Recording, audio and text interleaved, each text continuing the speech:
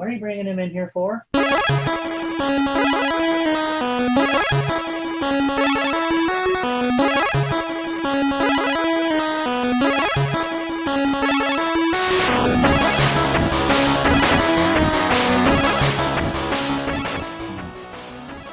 Welcome to Timesink, the weekly podcast to let you know what's worth sinking your time into. I'm your host, Sauce. I'm also joined by the one and only Mr. Hummer. That's right, one and only. And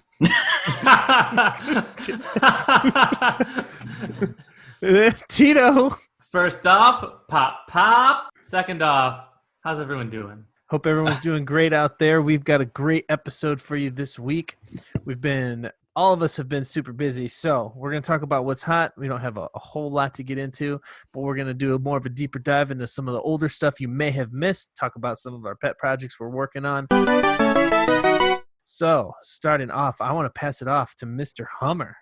What's going on, Hummer? Well, what do you mean what's going on? This was a week where there wasn't a whole lot of time sinking, if you would, because I was out of town. I was in Cincinnati, Ohio, taking advantage of the coronaless lockdown procedures that you guys have going on in the great state of Ohio. Whoop, whoop. Whoop, whoop. So I sunk my time into some chicken wings, some draft beer, some old movies that we talked about last week, and Settlers of Catan. Ooh. That's hot. That's an old school family enjoyment. It was a first time. Well, relatively first time. I think I played it a long time ago, like one time, but I wasn't really familiar with it. So it was pretty much new. My wife was new to it too. And Sauce, I hear you have some stories of heartbreak, betrayal, denial, anger, passion surrounding the game of Settlers of Catan. Cannot wait to hear this later on. But something I'm looking forward to that I think is going to be hot. I saw the trailers for The King of Staten Island, the trailers for that this week, and that's a movie that I am very excited that's going to be coming out, I believe, on the 12th of June. That looks really good. Yeah, and so I'm excited about that. That's definitely going to be on my list to watch the day it comes out and then be able to report back to, is it a 1? Are you a big Pete Davidson fan? I would say I'm indifferent. I've been transitioning into a Pete Davidson fan. Initially, I was not that interested. He seemed like a little bit of a jerk, but every time he's on Saturday Night Live, he's like genuine and funny. And I think what it stems down to is he has dated a bunch of amazingly good-looking women and talented women, and I'm jealous. It's pure jealousy. Is that why you didn't like him at first? Because you're a big team Ariana Grande person? I'm a big Ariana Grande fan. I'm a Grande boy. I think that's what we call ourselves. You're a Grandanite? Can I call you a grand lad? Yeah. Oh, that's what it is. I'm a grand lad for sure. So grand. Definitely not a mad lad. Not a mad lad over here.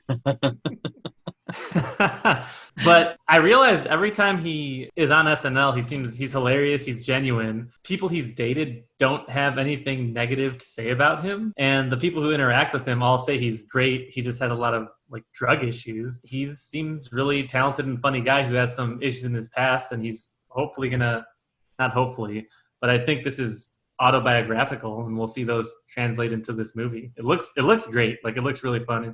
Who's the director? Judd Apatow? Yes. Well, he's got a great track record, obviously. Never heard of him. Just to be clear, I have. The cast seems pretty low key, aside for Pete Davidson. It seems the cast. I'm not familiar with Bel Powley, Ricky Velez, Lou Wilson. So I'm ready to give it a try. I feel like it's going to be a mixture of, I don't want to call it blockbuster, but blockbuster and indie film. I'm excited to see what it has to offer. Bill Burr is his stepdad. Bill Burr is he's the only other recognizable actor that I saw. I'm a big Pete Davidson fan. I haven't missed an episode of Saturday Night Live in 7 or 8 years. I've seen every episode. So ever since he's been on, I've always loved Pete Davidson. He's very open and vocal about his mental health issues, which I can respect because, he's just says himself, he's got them, he's dealing with them, he's working through them. So I don't judge him for it, but I love when he's on Weekend Update and Yeah, Colin Jost, who I'm super jealous of because he has my dream job and my dream wife. And, I like how Michael you took that time to pause and to let us know check. that it was your dream wife. And Michael Che are my favorite version of Weekend Update. So yeah, I'm definitely gonna check out this movie. Colin Jost and Michael Che are, I have so many follow-ups to what you just said. Colin Jost and Michael Che are your favorite weekend updates? Yeah, Tina Fey and Amy Poehler? No. Seth Meyers and Amy Poehler? they were all great. Never liked Seth Meyers. I'm not saying that Tina Fey and Amy Poehler weren't great, but Che and Jost are my favorite. Man. Okay. Is that That's- you don't think they're good? No, they are really good. They're just some legendary weekend update anchors who've all gone on to do great things in the relatively recent past, in the last decade. I guess we're old now, so the last 2 decades.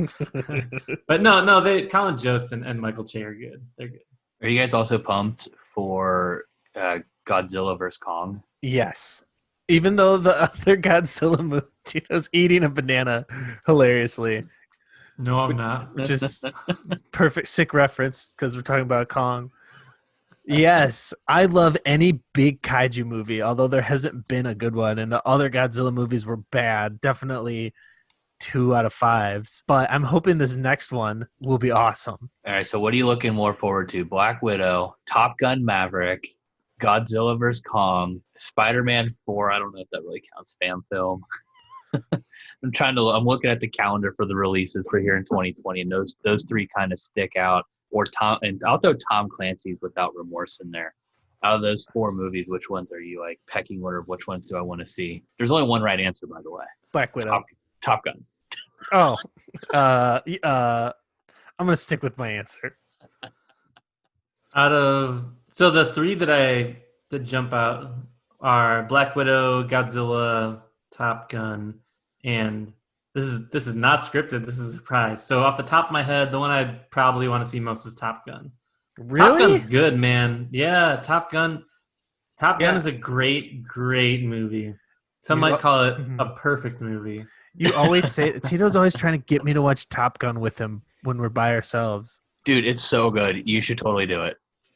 I think I've seen Top Gun 100 times. Like that's probably underestimating how many times I've actually seen Top Gun. I'm a naturally, I'll just say it, I'll toot my own horn. I'm a naturally skilled beach volleyball player, and you're my best bud. That movie is targeted at best friends who love beach volleyball. I don't know who else that movie is for. Coming to America is also coming out in December as well. December seems like it's going to be a not a blockbuster filled, but a fun-filled month for movies, at least with Top Gun and Coming to America coming out. I'm looking most forward to Tenet, the new Tenet. Christopher Nolan movie. Oh, yeah. All of the trailers are just confusing enough that I have no idea what's going on, but I'm hooked. I want to learn. Do you guys almost never want to watch trailers because they kind of spoil the movie and you just want to go in cold? Kind of, yeah.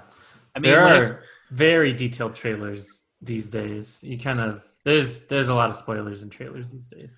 when it comes to movies that are like chronological in order, I guess you would say, like, since we're talking about, you made mention of perfect movies. If I were back in, the days of Back to the Future 2, I would not have wanted to see any trailers for Back to the Future 2 because I'd be looking forward to it because Back to the Future 1 was so good.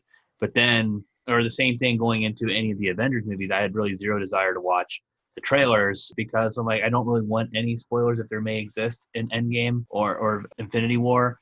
But then for like a movie that I've never seen, or it's just like the first one in a series, I definitely want to watch the trailer because half the time that's how I get my wife to watch it with me is to say, yeah, check out the trailer. It looks really good, doesn't it? Yeah, that makes a lot of sense. I mean, if the studio or the director has earned that kind of clout, you don't need to see, like, if Taika Waititi comes out with something, I don't need to see the trailer. I'm gonna see it.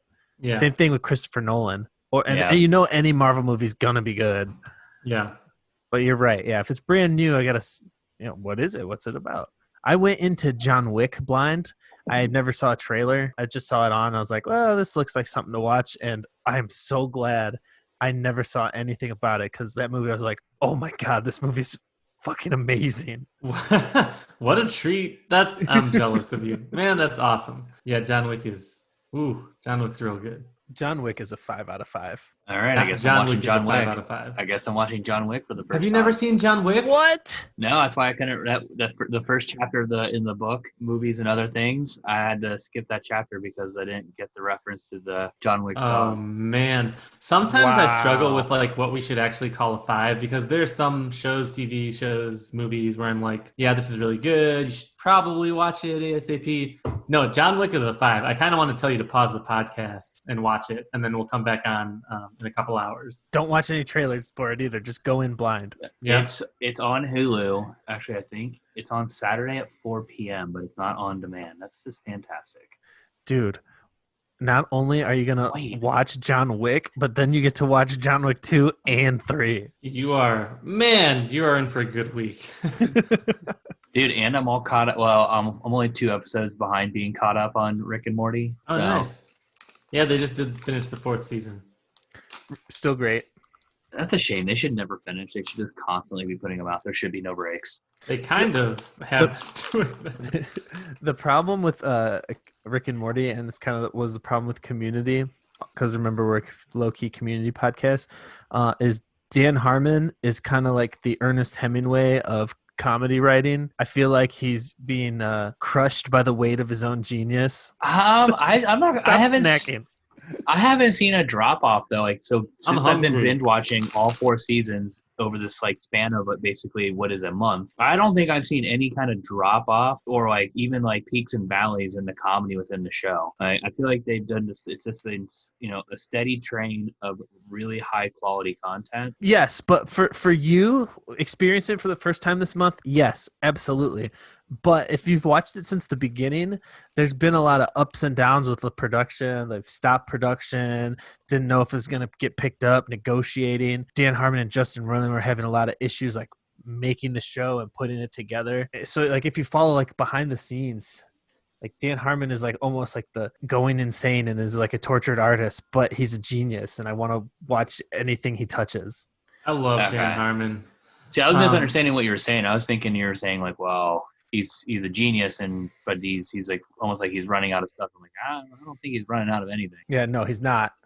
It's just he has to make it. God, I got drunk with my family, or my mom and dad and my brother, and we were in a car. We're playing Settlers of Catan, and I kept going drunk as hell, going, I'm Pickle Rick.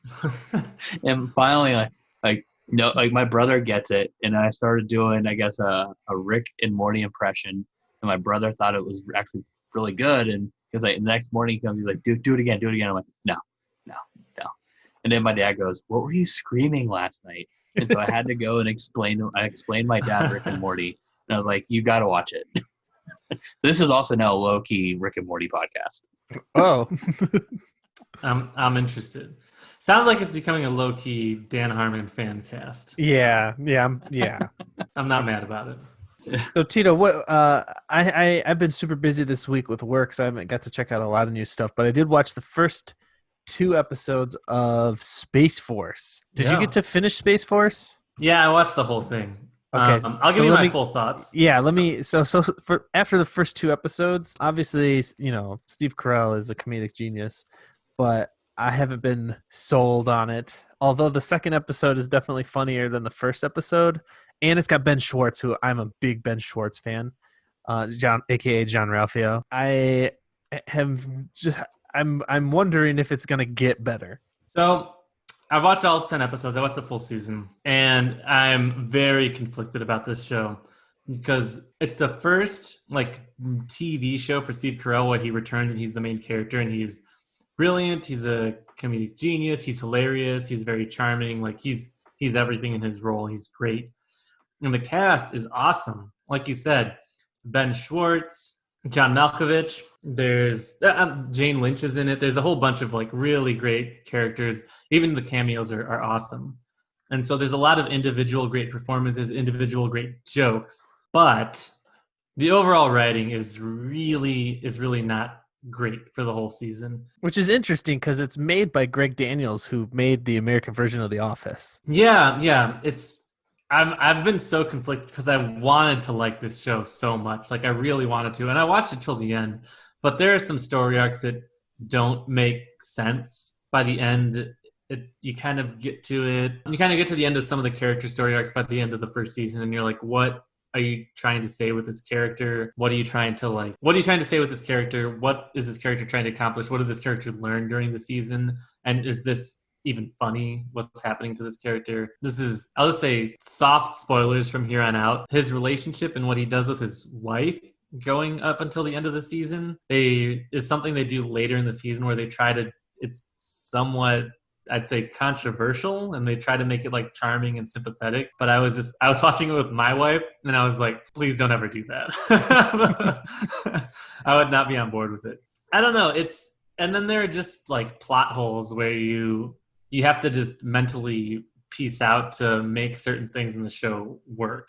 Just to circle back around, the performances are great. The individual actors are hilarious. There are a lot of charming people in the cast. And even like the individual jokes in each episode, they're really good sequences. There are funny things that happen. But I was frustrated by the end of the first season with how much potential there was in the cast and the budget and all of this stuff, and how the writing didn't really live up to where the cast was. I hate to do it to them, but I'm going to give this a 2 out of 5. Oof. So it's still worth watching. Kind of. I don't want to qualify it too much. If you like Steve Carell, you'll like this show. You'll get a little frustrated by the end, but you'll be glad you watched the first season. And it definitely has the potential for like a little bit better writing to come in the second season, save it, make it awesome. But I was just, by the end, I was kind of frustrated. And this was kind of a week where not too much new stuff came out, and so I was looking for something new. We were kind of sitting around wondering what we should watch, and we threw it on, and we kind of pushed our way through it. But in between these episodes, I watched a lot of Community. So Yeah. it's okay. If you're looking for something, if you really have a lot of time, then you can see this. Right on. Did you watch something else this week too you wanted to talk about? Yeah. So a show that I really liked that's kind of flown under the radar the last couple of weeks, it's on HBO. It's called Run. And have either of you guys heard of this show? No. Yeah, I think it's kind of low key. So it's starring, I believe it's pronounced Domhnall Gleeson. Domhnall Gleeson is dope.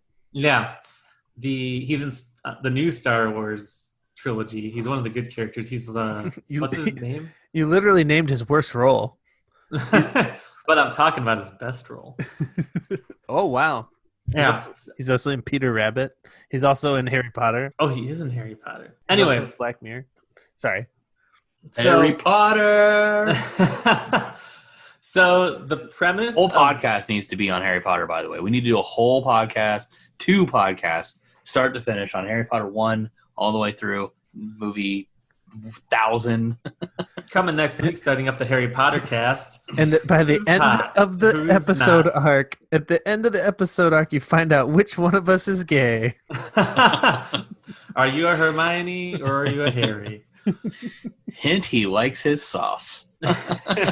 Wait a minute.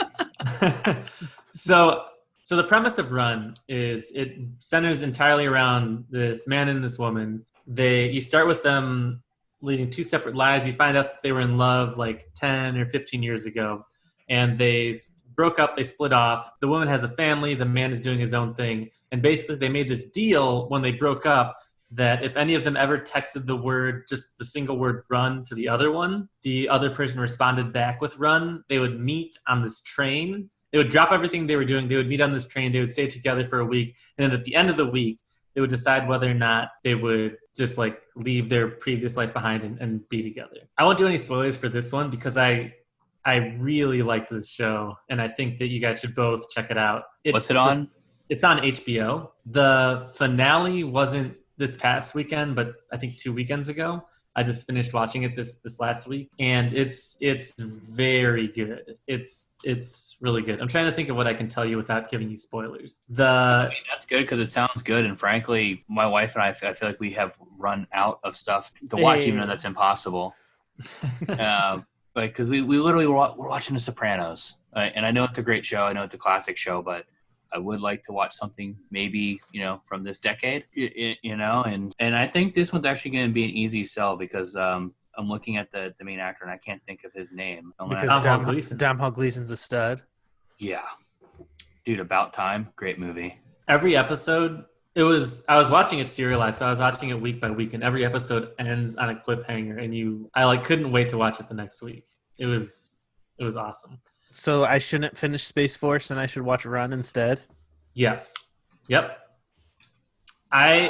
There's one thing I did not like about this show. I was gonna call it a 5 out of 5, but there's one thing I can't get over. And so I'll give it a 4 out of 5. When you guys finish this show, I'm really curious to see what your thoughts are on it.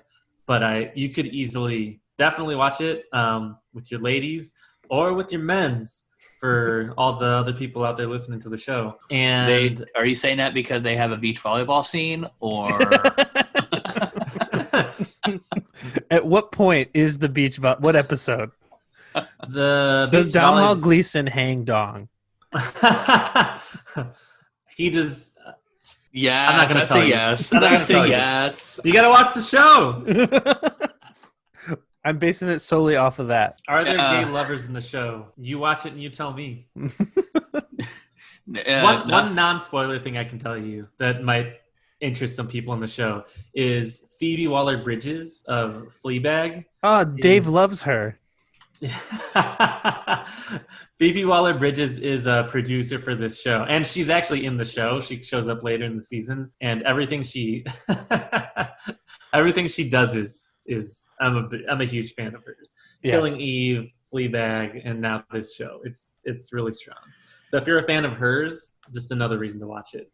I would highly recommend it. Don't watch Space Force. Watch this, and it really is a good show to watch with your significant other. It brings up some big relationship themes, long-term relationship themes on love, all of that good stuff. It makes you think a little bit. So yeah, check it out. Can't recommend it highly enough. Although I could have given it a 5 and I didn't. So it's funny. Another thing about going back about Space Force, that what you just said made me think about it. I started watching it with my wife, but my wife doesn't follow politics too very closely or at all. And a lot of those subtle jokes you do have to be pretty current and up to date with politics. So the AOC parody character, flew right over her head. And, most of that show is just making fun of the current administration. So yeah, if you're not big into politics, you're not going to appreciate it as much. I do know that. Yeah, that's a good point. I guess I hadn't realized that, but there are a lot of somewhat subtle jabs at the current administration. Definitely. So, we had breaking news this week, right? There was a lot of news this week. Oh, yeah, but we had some good breaking news. Oh, okay. Related to Tiger King. That bitch, Carol Baskins, was awarded the zoo once owned by Tiger King Joe Exotic. Oh, my God. Such a amazing twist in the story. Can't wait for Tiger King season 2. They're making the season 2. Would it be Tiger Queen at this point? I think so. I mean, so she got Joe Exotic's. She got his zoo. Yeah. Oh yeah. It was because the court determined that it was like a forgery or a fraud in the way he transferred the zoo to his mother. Basically, his mom ratted him out, saying that the only reason he transferred the zoo to her was so that he would avoid losing it to creditors. And I'm sitting there thinking to myself, what his mom why she did it, why she did that? She was like, you know what? I don't really want to take care of 100 tigers.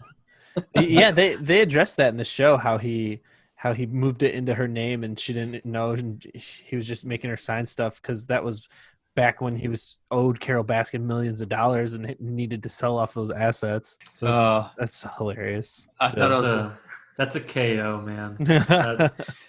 You know what? I am happy though to see that Jeff Lowe, the low life that was Jeff Lowe, did not end up with the zoo, and so he spent all that con money that he got on building a new zoo and is losing it all. Jeff Lowe was the Vegas guy. Jeff Lowe's such a turd.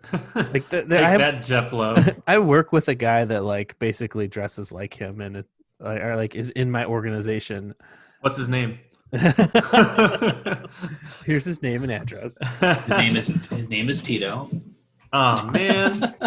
I can't wait to see all the Tiger King costumes this Halloween. Yeah. Oh, It's good going to be idea. amazing.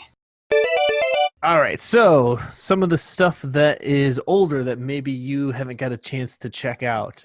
I know Hummer wants to dive into the new classic.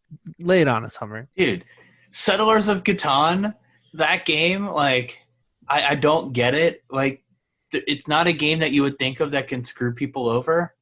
But, like, so people get so mad while they're playing it. Like, you can get so mad. And for those of you who don't know Settlers of Catan, those of you who were like myself this past weekend learning about Settlers of Catan, it's a game. It's a board game. And it's not your traditional board game. Every time you play, the board actually changes because you're actually, the goal is to build settlements and cities using roads, getting and acquiring resources while doing it. So to acquire resources, you have to roll some dice. And if you have a house or a city or a settlement on that particular, I don't know, is it an octagon? Is it a six-sided figure? I don't know what it is. But either way, you collect the resources. But it's a fun game. But I was just surprised when we were playing it how many people got so butthurt over decisions that people were making. And I'm like, this really, like, this doesn't see it. It was surprising. So I hear you have some stories that you want to put some people on blast for how they handle their Settlers of Cataning.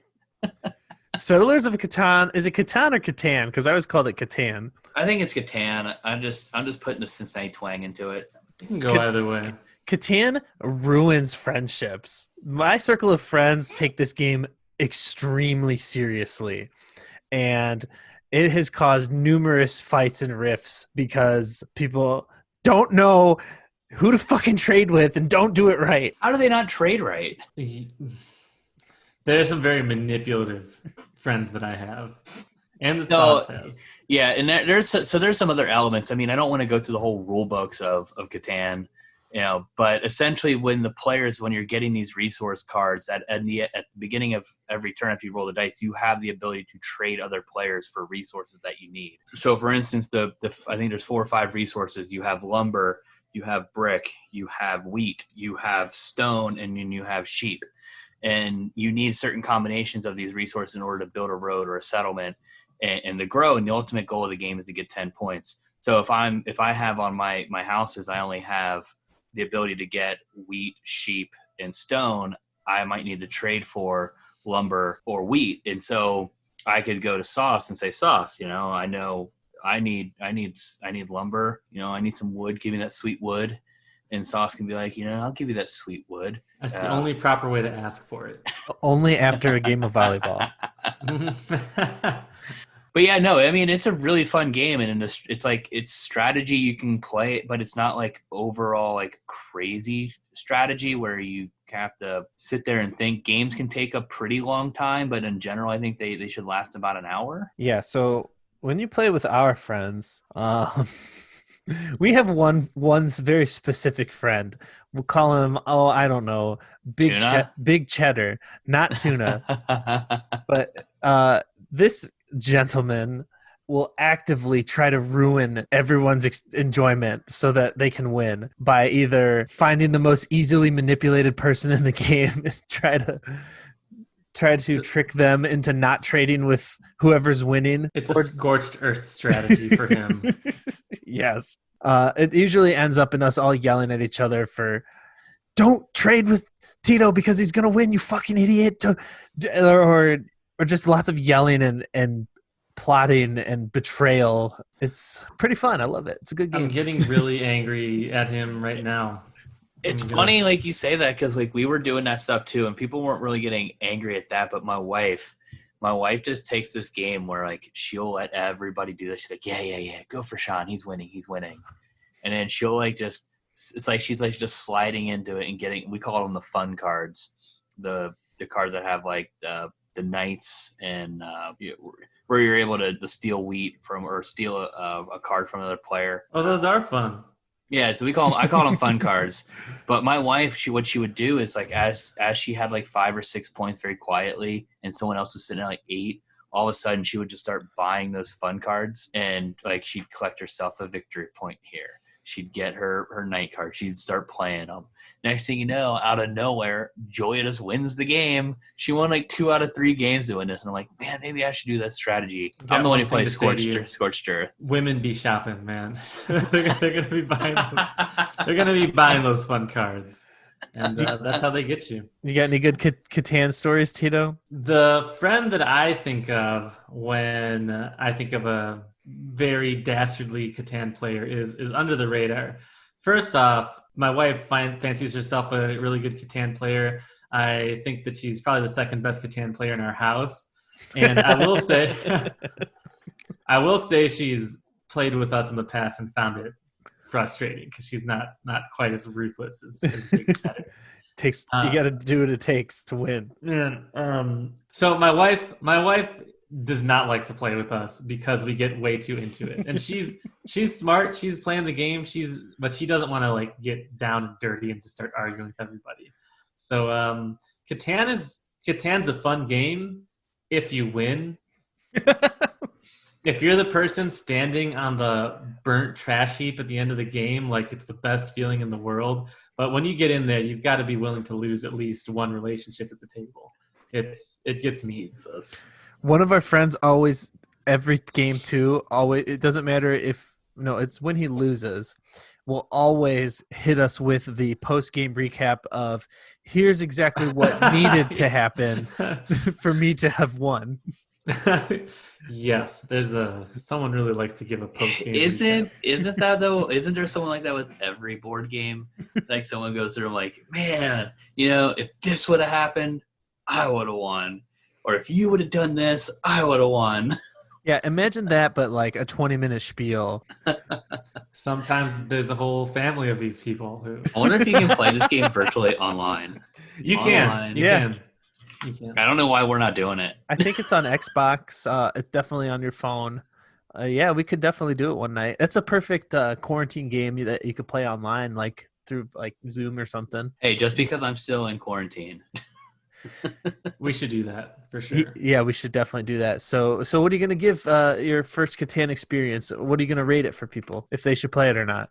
Oh, you should totally play it. If you're at your family's house, you're looking for a board game that's fun, you can converse. You don't have to really, you have to be engaged, but at the same time, it takes, 10% of your brain power, not the full 100 that say something like Monopoly, unfortunately takes up.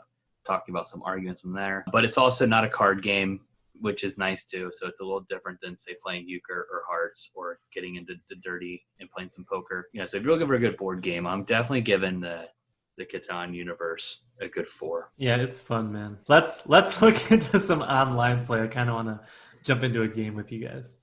Yeah, I would give it as a board game. If you're looking for a board game to play with your friends. And you've never played it, put this at the top of your list. I would give it a 5 because it's the gateway drug to board games. Because there's an insane. Just go to your local board game store. If you've never gotten into board games before, there's an insane amount that you probably don't know about, and Catan is definitely the gateway drug for it. Yeah, Catan is awesome. I would give it a 5. Like it's not it's not turn off the podcast, go find 3 of your friends and play. But like, if your goal is to go and play a board game and you haven't played this one, this should be at the top of your list. This should be the game you play.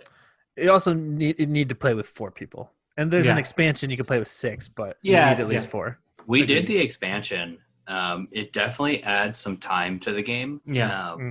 But it's fun. But what I liked about the expansion, it didn't just make the game straight chaos. It's not like it adds to the chaoticness of it. So it's still a very manageable game, which I like that part of it. Dude, Catan has so many like good memories for me because there was like those golden years, like when I was with my wife but didn't have kids yet, and I lived with like one of my buddies still, and Tito would live there during the summers, and we would just party and like. At night, we'd go to work and then we'd party and play Catan and just have like the best time. Like those are some of like the best years. Catan is such a special place, like in my heart. Like it's a great game. Definitely can't recommend it enough. Yes. Yeah, good times, man. When I won, when I lost, it was stupid and I hated everybody. and here's why I should have won. It says you can play it online, but to a browser, but then I can't figure it out. Well, yeah, we'll figure it out. This really does take 90% of my brain power. All right, so something older that maybe you haven't got a chance to check out yet. This is going to be a giant list here. I wanted to go talk about superhero TV shows because there are now an insane amount. You have all the Marvel TV shows, all the Netflix ones. I'm not going to talk about those ones because most of them aren't great anyway.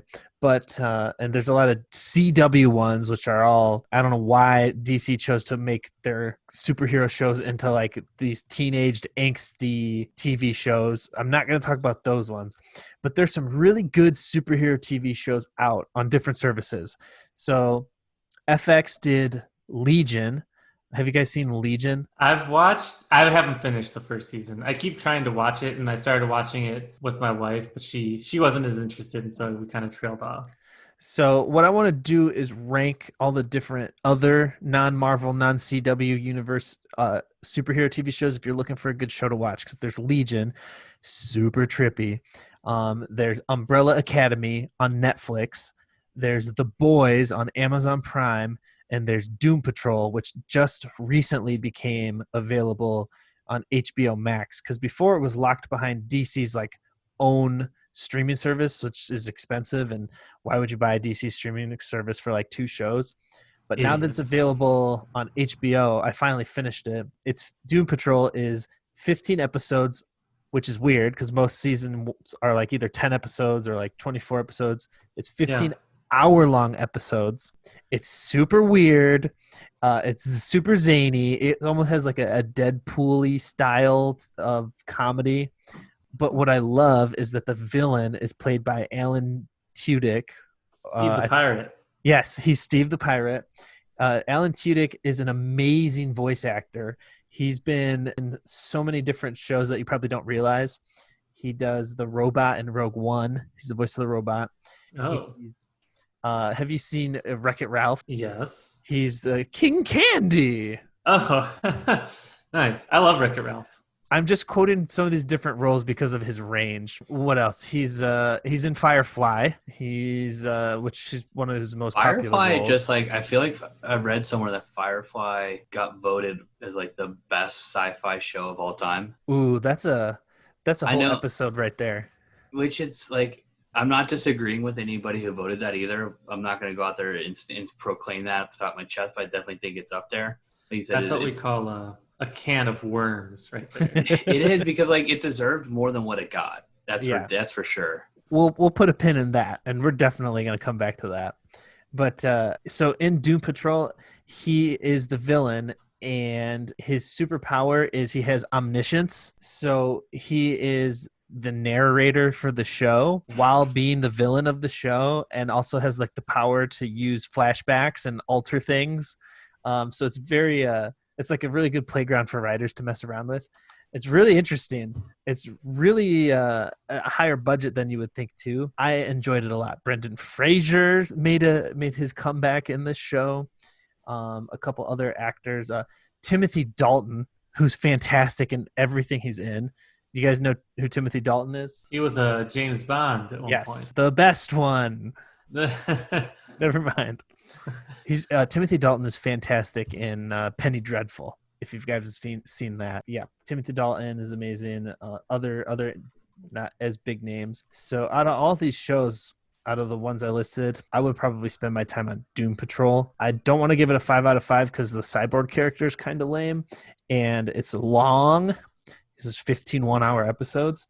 But out of all those superhero shows, I think Doom Patrol is going to be the most entertaining, and definitely I would give it a 4 out of 5. Have you guys seen any of those other shows? I've seen. So in your list, you didn't list Watchmen, which is neither DC or Marvel. I wanted to list Watchmen too. Yeah. Okay. So I thought Watchmen was DC. Yeah, it is. That's a good point. It wasn't, and then it got kind of scooped into the. Like DC it's not. You're saying it's not like the DC universe that everybody thinks of. It's not Justice League, Batman. Yeah, Aquaman. I haven't read the Watchmen comic where they tie it into the DC universe. I don't know if it got bought by DC, but I think right now they're technically part of the DC universe, but classic Watchmen and Watchmen the TV show, like Superman is going to show up. Batman is not part of that universe. It's separate from the DC universe in this scenario. Comic books are always a whole separate, complex, beautiful, amazing world. Now, where do you guys get your comic books? Man, I was gonna save this, but I was recently looking to get back into comic books a little bit. I took a small hiatus, and I just got the Comixology app, which is $7 a month if you have Amazon Prime. It basically has everything. Let me look into that a little bit more. I would highly recommend it right now, but I don't know all the specifications, exactly how much you can read and all that stuff. Do you use something, Sauce? So yeah, I use the Marvel Unlimited app because I'm a big Marvel fanboy. And it is $10 a month, but you get every Marvel comic ever created, as well as anything Marvel owned. So all the Star Wars comics, and new Star Wars comics stuff. Yeah, anything new, but it's like newest up to like the last 6 months. So you're only missing out on the last 6 months. But if it's a lot of these, like Watchmen, that's a one shot. You can go buy that graphic novel and read it and consume it. And so if it's something like that where it's not an ongoing series, I'll just go buy it from like Borders or Barnes and Nobles or something. So this is something that just really irks me. I'm like, we're talking about all these different services, and it's like everybody wants like $10 a month for their service. Everything is $10 a month, and you guys were talking about like whatever. I don't remember the actual name of the service, Sauce, but they had the show that you were talking about, like the two shows, but they want Pornhub Premium. Pornhub Premium. That's actually a deal because it was free for the last 3 months. No. You get a curated service. Well, like if you think about it, like all right, CBS wanted to charge you $10 a month for CBS All Access. Then NBC wants to come out and try to charge you $10 for all their crap, and then ABC wants to charge you money for all their crap, and then they're all trying to like migrate it away from the Amazon Primes and the Netflixes and even the Hulus to a certain extent. It's like where do they draw the line in this nonsense of like, I don't want to pay $10 for all of your CBS shit, right? I have Hulu Premium, I have TV, I want it through my TV package that I get through the internet. I just like, do cable companies not understand that we don't care that it's an actual cable that connects me to it? I don't want a box. I want just my TV box to be my computer, my tablet. Like that's what I want my box to be. So stop trying to like make it this thing that it's not, and stop trying to charge me for every freaking little thing in the world, and just let me access your shit through Hulu. Yeah, we're touching on a lot of different stuff, but specifically to that, I think we're probably in the middle of a transition. And so it started with Netflix, it started with Hulu, and everything was nice and available, and cable companies were bleeding money. Try to make this short.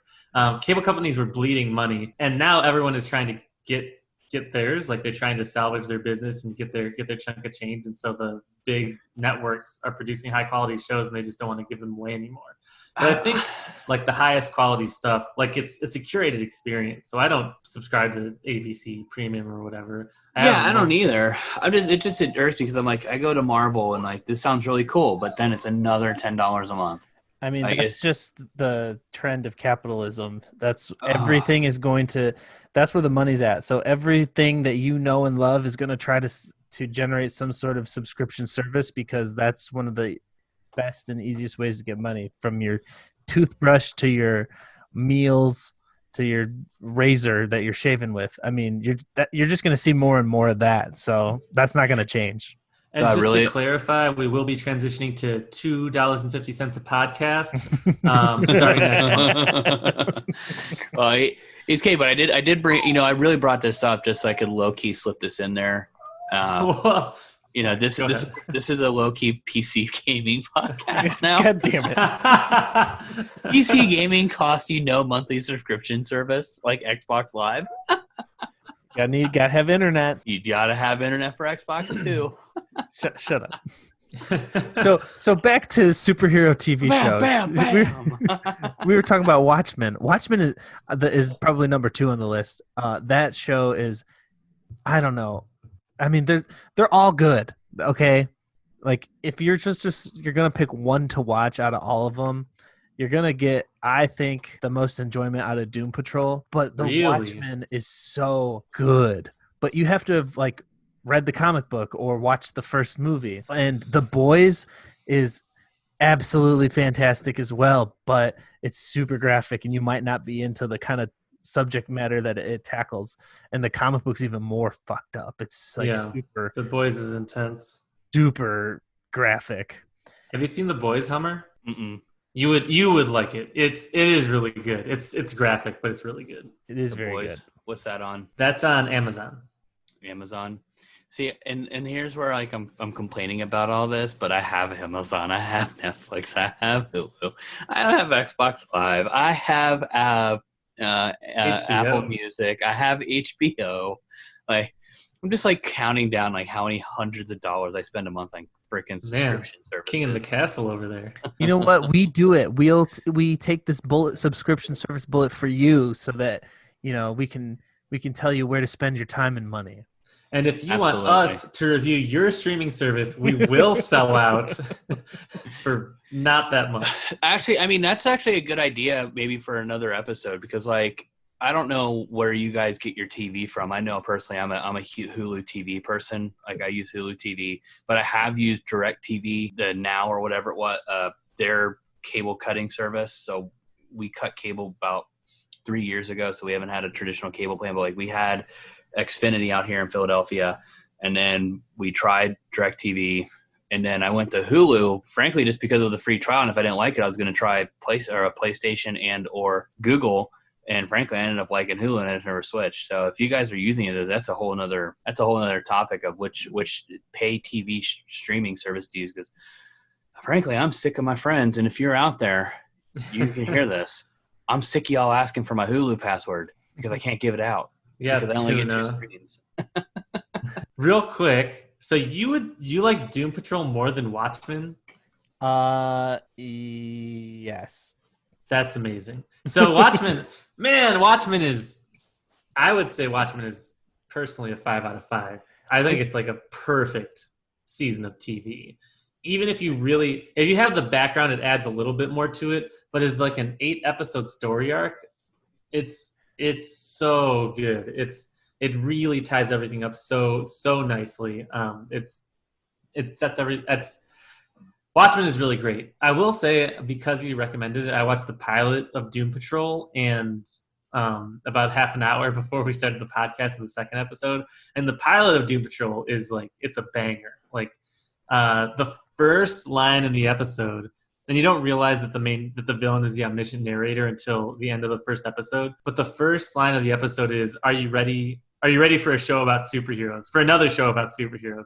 And I was like, "Yeah, man, fuck yeah, I'm ready for another show about superheroes." And then it starts off right from the beginning, very exciting. Like, it draws you in. There are Nazis. There's race car driving. There's Brendan Fraser, a big doughy Brendan Fraser. Yeah, it's the pilot is great, and even the first 30 minutes of this next episode also great. So if it's as good as you say it is, if you think it's on par with the first season of Watchmen, I'm pumped to see it. Let me make some justifications. So the first season of Watchmen, I look at that as like a mini series, almost like Chernobyl, which is fantastic. They don't need to make another season of Watchmen. Like, I'm good. Like that. I agree. It was extremely well made and crafted and told its story. I kind of don't want them to. Yeah, right. Because it was so well done. Like, if they make a season 2, it's gotta have to be better. Would you call it a perfect season? I would, man. I love Watchmen. It's so good. You should watch it if you haven't seen it. Yeah, it's amazing. It filled that hole that, like, Game of Thrones was gone and Westworld wasn't on, and it was on par with those, because Westworld season 1 is a perfect season. Game of Thrones season 1 is a perfect season. Yeah, there was Watchmen's so much good TV last year. Game of Thrones, like 1 through 4, 5 were perfect seasons. Maybe how many seasons were there? 6, 7, or 8? I don't know. 2 is the worst book, so I don't know about season 2 that much. Only real losers read the book. I do it for the fans. Well, okay, so I feel like when they made Watchmen, they're like, we're gonna make this, as good and as perfect and just like critically, we're gonna win awards with what we're making here. With Doom Patrol, it's more like we're just gonna have fun with it. We're gonna get weird. It's gonna be entertaining. we want to tell these emotional stories, but like they're focusing more on the source material and just having a good time over like the critical success of the show, which they actually constantly poke fun at. Mhm. It's a better TV show. Like I'm ready for season 2, which is about to come out. I want to keep watching more of these characters. So yeah, critically, Watchmen is better. But as a If you're measuring by whether it's good or not, Watchmen is better. but that's not what our metric is. Our metric doesn't measure if it's something's critically a 1 out of 5. We measure if it's a 1 out of 5 worth your time. And I think Doom Patrol is a 5 out of 5 worth your time, worth sinking into. If you like superhero TV shows, throw this one on next, and then watch The Boys. Stop throwing so much stuff at me that I have to watch. You are in for a treat, man. I feel like all of our listeners are overwhelmed right now with shit that they have to watch. Yeah, it's a golden age. We're throwing out a lot of 5 out of 5s today. We've got John Wick. You told 5 me out of 5. you gave John Wick an infinity out of 5 because you told me to stop recording the podcast and go watch it.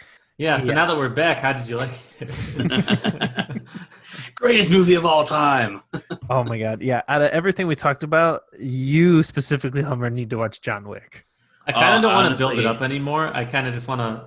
It's fine. It's whatever. Just whenever you get to it. It's all right. Depending on what time we were finishing tonight, I was thinking about watching it tonight, but I'll probably watch it tomorrow night. Yeah, when you can sit down 2 hours, crack a beer or two, you will like it for sure. Maybe Friday then, if we're not doing if we're not 6 stacking some Overwatch.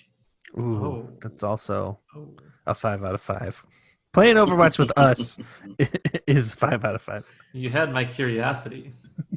Now you have my attention. All right. Umbrella Academy though, still good. Still really good. I haven't watched it. It's worth watching. You should, if you have watched The Boys and The Watchmen and everything else I suggested. Legion is a mind fuck. That show actively tries to ruin your brain and your perception of reality. It is a very good show. The way that it's filmed, it's trying to say and do a lot of stuff with its cinematography that just kind of melts your brain at the same time of telling the story. I would watch all of these shows personally if you're big into superhero shows or just looking for something to watch. All of them are good. None of these shows are bad, but Umbrella Academy, the kid, there's a kid that like got traveled through time and he's lived like 60 years of his life and he's back in time in his kid body, so he's an adult. The kid actor is just totally nails that role. And it's got Ellen Page. Ellen Page is great. It's got Dickon from Game of Thrones. You guys remember Dickon? Yes. Gets Glad roasted. He's getting work. Yeah. Umbrella Academy is really good, but it's definitely at the bottom of this list. But this is a list of bangers. Yeah, we're spoiled. It's a golden age. Yeah. Any pet projects you guys are working on before we sign off? Real quick, I read Ring World the last 2 weeks. Ring World is like an old 1970s sci-fi book. Very quickly, the premise is that humans it's like 200 or 300 years in the future. There are aliens that we've run into. We have interstellar travel. There's a big disaster coming towards Earth. We have to find a new planet. And they find a sun with no planets around it, but with a giant manufactured ring that encircles it with a habitat on it. And so some people they try to figure it out. This book is great. It's an old school sci-fi book if that's your thing. Those are my kind of things. I finished it. I was looking to see if I should read the sequels, and apparently the sequels are really weird and maybe not that good. I have to find someone who's read them to see if I should read them or not. But Ring World itself, by itself, very good. So it's a little weird. It's sci-fi. It's old. I'll give it a 3 out of 5. Solid. How about you, Hummer? Anything? My pet project is helping Tito get a gaming PC and then continuously picking off each person that we play Overwatch with and migrating them over to the PC platform because it is so much more fun to play Overwatch on PC. A noble effort. You had my curiosity. Brad, you're next. Oh, God, let's get him. My pet project is not really a pet project, but I'm going to play through The Last of Us again before The Last of Us 2 comes out, just to get it fresh in my head, because that comes out closer to the end of this month. So I want to beat the game before I dive into that, because it looks so good. Oh, I can't wait. Yeah, I'm pumped. So, guys, out of everything we talked about, other than John Wick, what would you recommend somebody to check out? Your top pick. Overwatch. Top TV show. Out of all the shows that we watched, Run on HBO. That's my biggest takeaway is watch. Basically, Tito wins the pod. I think he did. Tito wins. He told me to stop what I'm doing now, watch John Wick. I told you not to give him any fucking wheat. And then he came in. He's telling me about Run. He said, "You know what? Run's a show. You gotta drop it down." And so, I'm giving Tito the win. I love my superhero shows for sure, and you should put those all on the list. But if there's one show I'm recommending to you guys this week, watch Run. Yep. And since I haven't watched Run, I'm gonna recommend Doom Patrol. Thanks for tuning in this week, guys. Loser. I'm gonna internalize this anger. Thanks for tuning in this week. You can check us out on @TimesinkPod on Twitter and Instagram and YouTube. I just want to give a special au revoir to our French listeners.